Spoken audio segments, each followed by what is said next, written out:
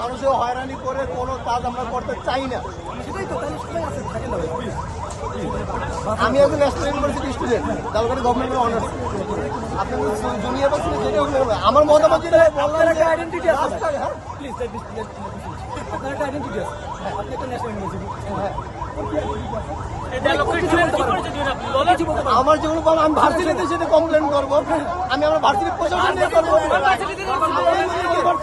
অন্য varsity change করে, অন্য ভার্সিটি ট্রাই করেন।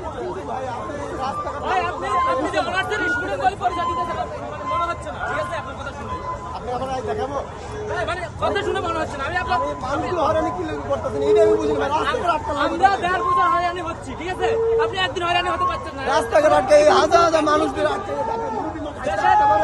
দেশে যারা